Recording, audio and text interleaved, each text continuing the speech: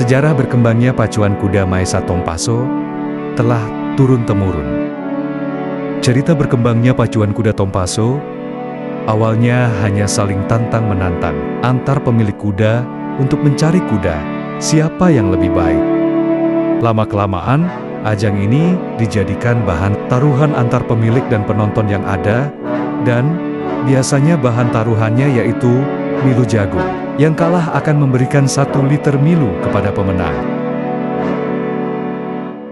Pada saat itu, tempat untuk bertanding biasanya diadakan di tengah kampung atau di ujung kampung yang memiliki trek lurus atau panjang.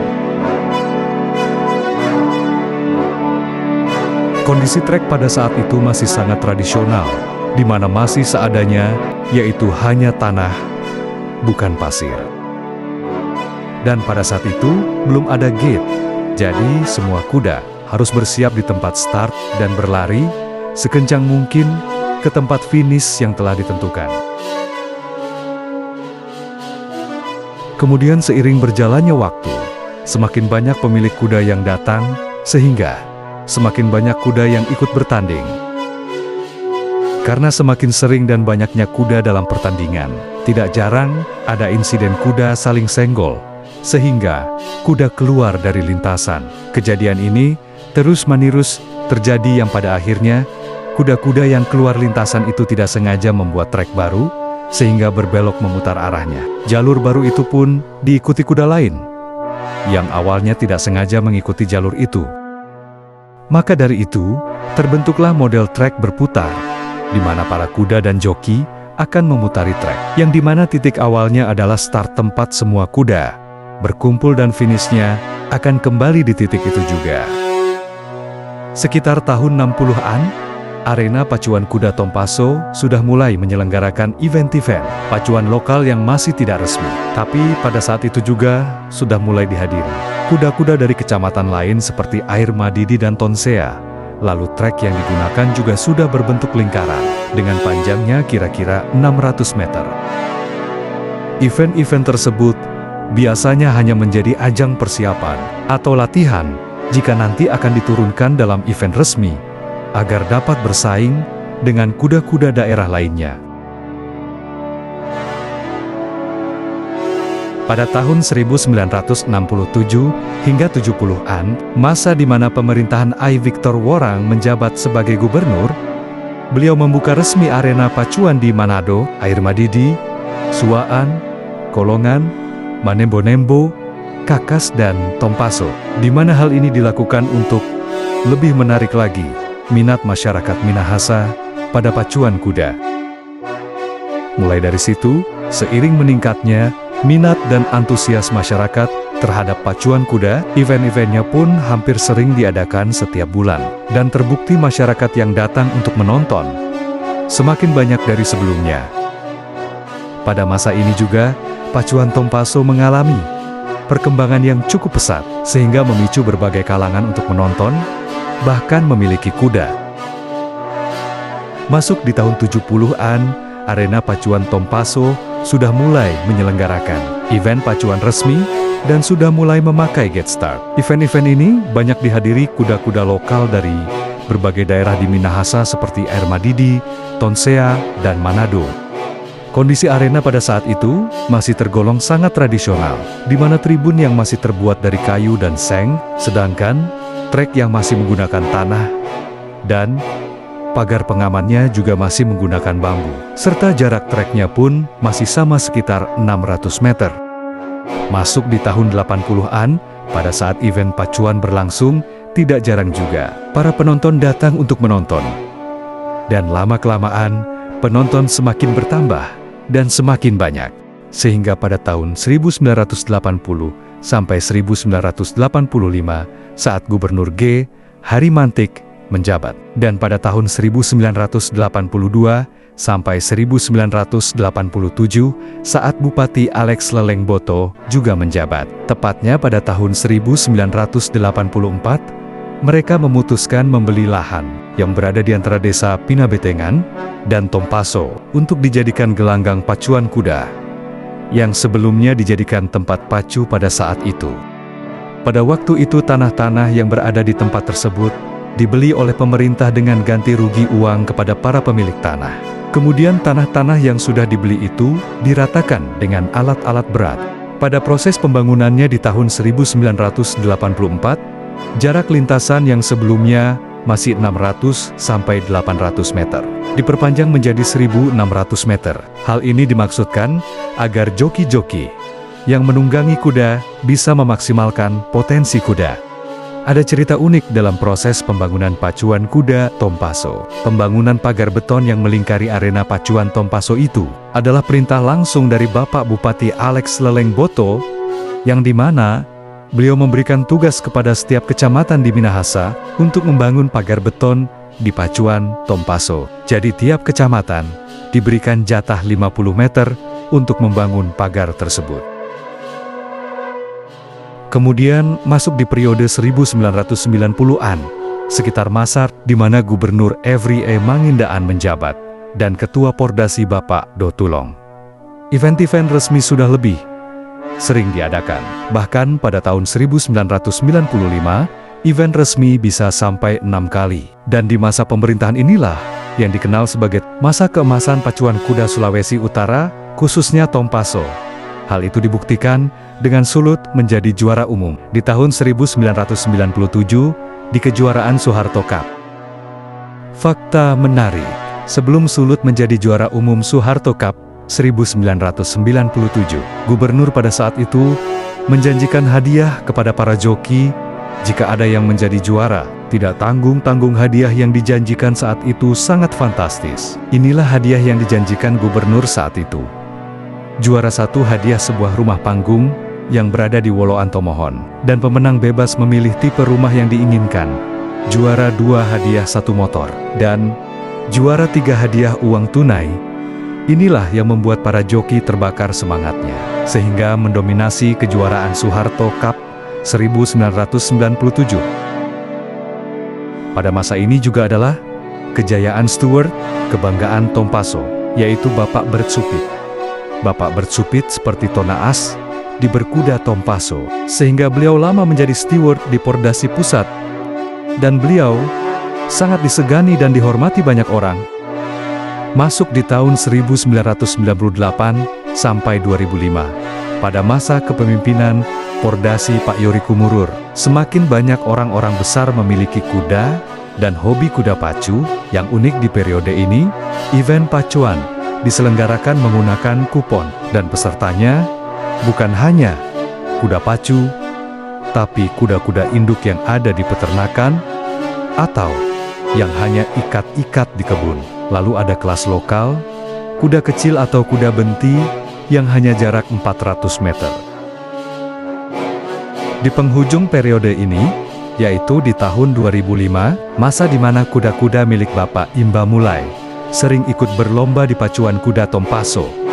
Tapi pada perlombaan tersebut, tidak jarang juga kuda Pak Imba kalah dari para peternak biasa. Kejadian inilah yang akhirnya membuat Bapak Imba tertarik untuk membeli kuda dari peternak lokal yang juara pada saat itu. Uniknya, dalam proses pembelian kuda-kuda ini, Pak Imba tidak tanggung-tanggung. Transaksi pembeliannya langsung di lokasi perlombaan, dengan mematok harga yang sangat tinggi pada waktu itu. Contohnya kuda milik peternak asal Pina Betengan, dengan kuda bernama Putra Soputan, dibeli langsung di pacuan Tompaso dengan harga 50 juta cash, yang dimana Putra Soputan baru saja selesai berlomba. Hal inilah yang mengakibatkan harga kuda pada saat itu naik drastis, sehingga para peternak kuda tradisional di sekitar pacuan kuda Tompaso tidak lagi menjual kuda dengan murah, serta juga para peternak tidak mengalami kerugian yang cukup besar seperti sebelumnya. Lanjut di periode 2006 sampai 2012. Di masa ini bisa juga dikatakan masa kejayaan pacuan kuda Tompaso Sulut di bawah naungan Bapak Freddy Swalang dan Sherpa Manembu. Ada cerita unik dari Bapak Sherpa Manembu. Beliau nekat menjual mobilnya untuk pendanaan gaji kontingen Sulut yang ada di Jakarta ketika pencairan dana dari pemerintah belum ada. Hebat memang. Masih dalam periode ini, tepatnya di tahun ke-2007, adalah Zaman. Kuda-kuda dari Sarundajang, Stefanus Runtu, Imba dan Ramoy Luntungan di event nasional kuda-kuda mereka bersaing dengan kuda-kuda kontingen Sumbar yang saat itu juga lagi dalam top performa. Pada masa ini, grafik pacuan kuda Sulut terus naik. Puncaknya di tahun 2007 saat Kejurnas di Tompaso, diikuti 2 tahun berikutnya yaitu 2008 dan 2009. Sulut sangat perkasa, mendominasi pacuan kuda Indonesia, mulai dari joki, kuda, pelatih, bahkan groom. Keperkasaan Sulut dibuktikan dengan menjadi juara umum Kejurnas pada tahun 2007 dan 2009. Sayangnya, pada tahun 2008, Sulut harus puas sebagai juara 2 umum, karena hanya terpaut 1 poin dari juara umum Jateng. Satu periode panjang ini, yaitu dari 1998 sampai 2012, sudah mencatatkan sejarah prestasi manis dari sebelumnya, yaitu joki Sulut tercatat 11 kali menjuarai Indonesia Derby. Kuda Sulut tercatat 2 kali juara Indonesia Derby, dan Sulut 2 kali juara umum Kejurnas. Periode ini masih menjadi kenangan indah bagi pacuan kuda Sulut, khususnya di Tompaso. Setelah Kejurnas 2007 selesai, tepatnya di tahun 2008, tribun dibongkar dan dilakukan renovasi besar-besaran. Dan setelah itu, pacuan Tompaso terlihat sedikit lebih modern.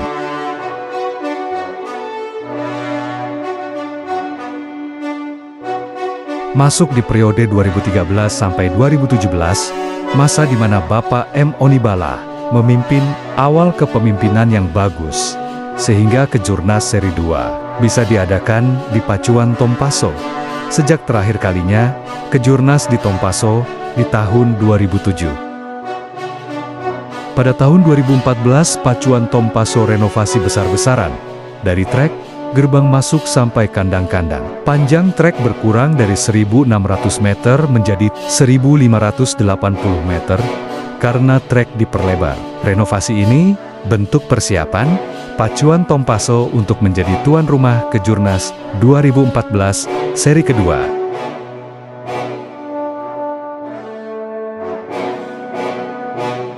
Sayangnya di periode ini ada kekecewaan dari pecinta kuda Sulut terhadap kepemimpinan dalam ekosistem pacuan, dan di periode ini pun bisa dibilang titik awal menurunnya pacuan Tompaso Sulut di kancah nasional. Hal itu dibuktikan dengan gagal totalnya kontingen Sulut di PON 2016.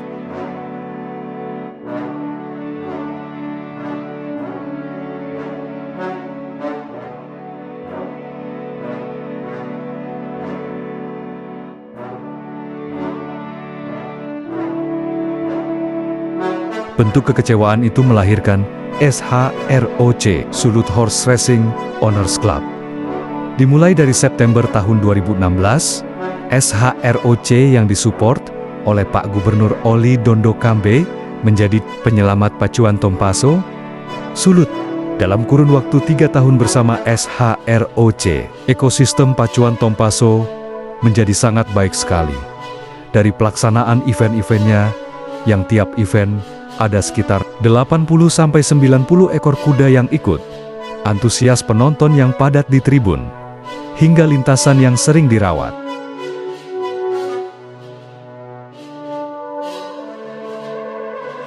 Bahkan, pada Desember tahun 2016, SHROC membuka kembali pacuan Balitka Manado, yang sudah lama terbengkalai. Dan kita tahu bersama bahwa pacuan Balitka adalah trek terpanjang di Indonesia saat ini. Selain event pacuan yang rutin, berdirinya SHROC ini juga membuat peternakan kuda di Sulut mulai bangkit. Hasilnya sejak tahun 2018 sampai dengan saat ini, mayoritas kuda-kuda yang berpacu dan berprestasi di tingkat nasional umumnya adalah hasil ternakan peternak Sulut, khususnya Minahasa. Di masa SHROC ini, tepatnya di tahun 2018, terpilihlah ketua Pordasi Sulut yang baru, yaitu Bapak Ferry Wowor. Di tahun 2018 ini, Kejurnas kembali lagi diadakan di Tompaso. Dan pada Kejurnas tahun ini, Sulut menjadi juara 2 umum.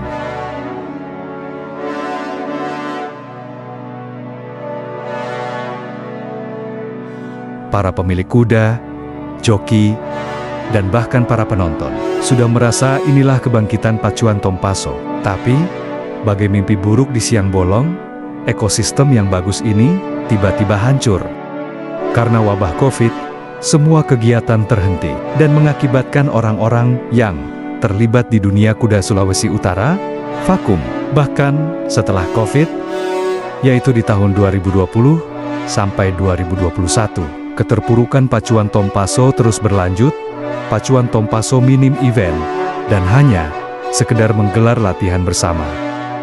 Beberapa joki dan kuda-kuda pun berangkat ke Jawa dikarenakan pacuan Tompaso yang bahasa kasarnya sudah setengah mati. Infrastruktur dan fasilitas pun ikut mendapat efeknya sehingga terbengkalai dan usang.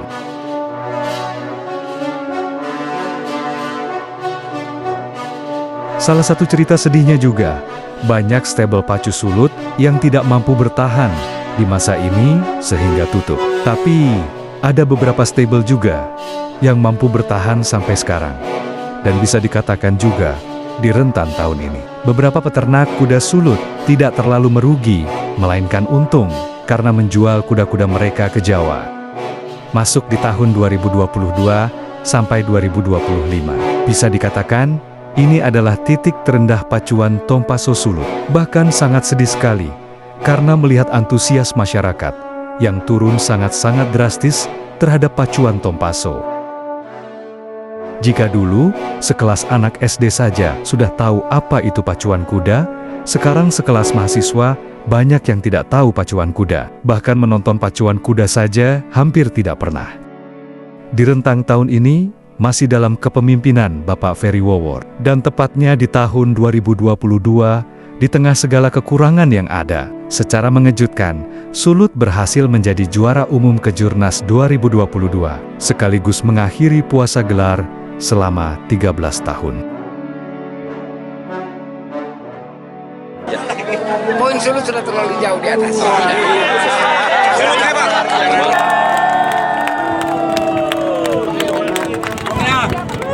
Sulawesi! Hebat! Sulawesi! Hebat! Mantap, luar biasa. Bahkan, kuda Sulut, yaitu Liana Nagari dengan joki Valentino Sangian, berhasil menjuarai kelas bergengsi Indonesia Derby. Betapa senang dan kagetnya pecinta kuda Sulut waktu itu.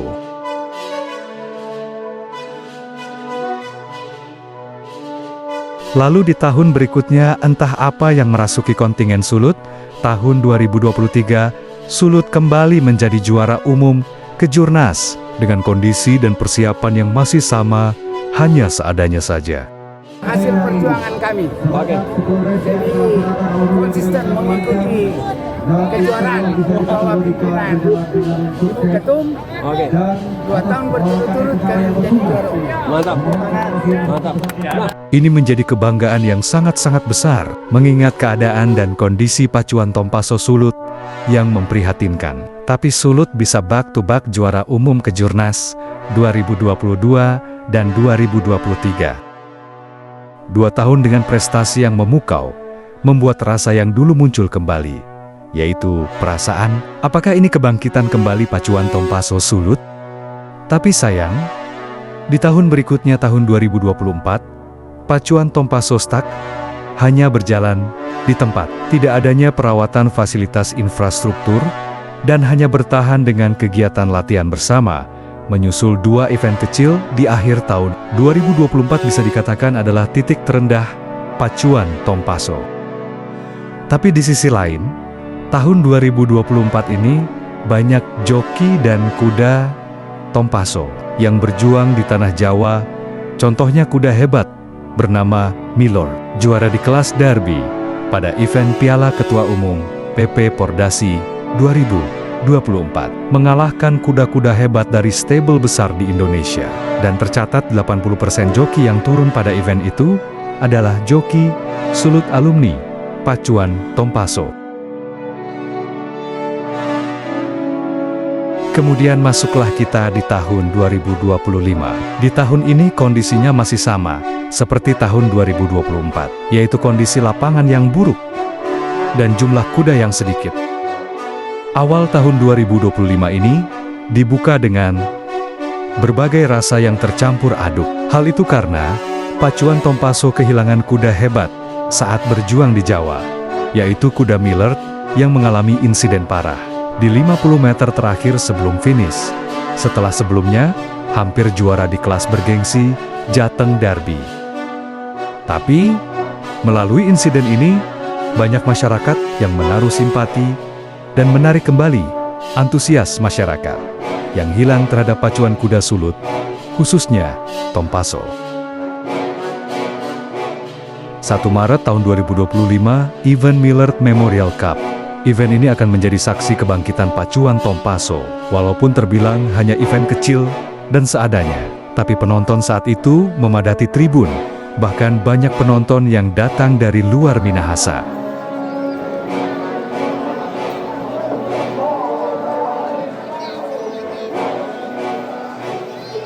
Dan di tahun 2025 ini, beberapa event sudah dijadwalkan, seperti event di bulan Mei nanti, dan 2 event besar lainnya, yaitu Gubernur Cup dan Kejurnas Seri 2, yang akan diadakan kembali di Tompaso pada bulan Oktober tahun 2025 nanti. Kemudian, dalam persiapan menuju 2 event besar ini, Pak Gubernur Julius S. Komaling memberikan tugas kepada Bapak Ramoe Luntungan dan tim untuk merenovasi kembali Pacuan Tompaso. Kita berdoa bersama semoga benar. Inilah titik awal kebangkitan Pacuan Tompaso, sehingga bisa mengulang prestasi-prestasi di zaman dulu. Bahkan, harapannya bisa melampaui prestasi-prestasi zaman dulu.